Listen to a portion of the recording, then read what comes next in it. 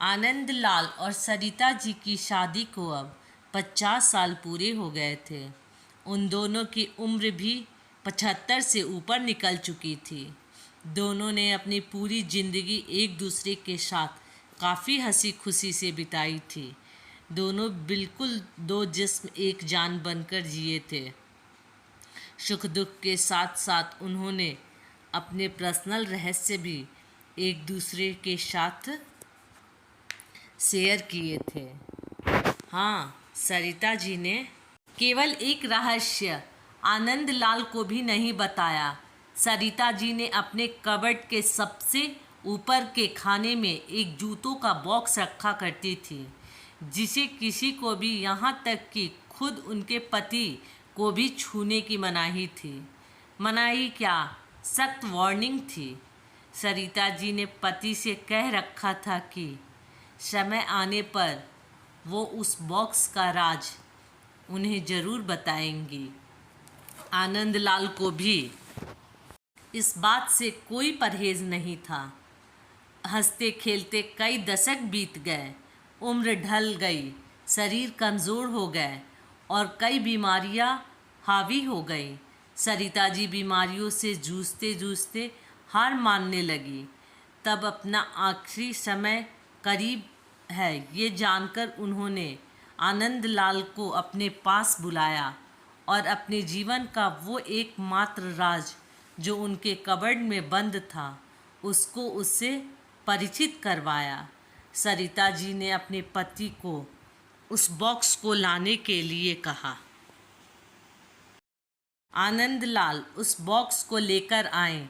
उसे ओपन किया तो वो देखकर हैरान हो गए कि उस बॉक्स में 2 खरोची हुई छोटी डॉल और ढेर सारे नोट थे।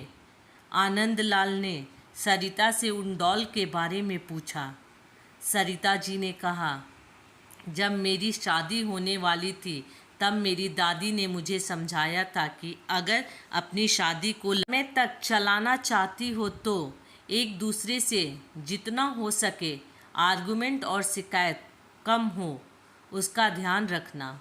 और उन्हें उसके लिए मुझे ये डॉल्स का तरीका भी बताया था, जिसमें जब भी मुझे तुमसे कोई शिकायत हो तब एक डॉल को खुरचकर उसे संभाल कर रख लेना।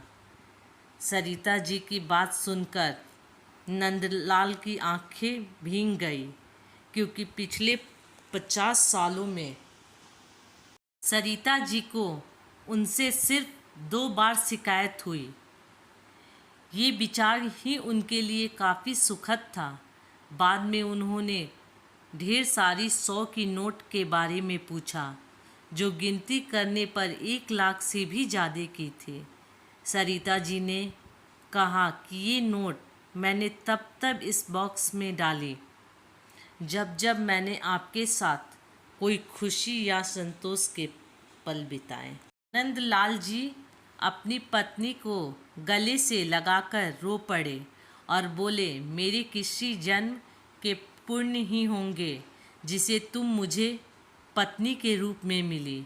दोस्तों, छोटी सी इस पति पत्नी की प्रेम कहानी में जो पत्नी ने तरीका अपनाया था, अगर हर पति पत्नी अपने जीवन में वही तरीका अपना ले तो हजारों रिश्ते जो छोटी छोटी बातों पर बिखर जाते हैं वो बिखरने से बच जाएंगे।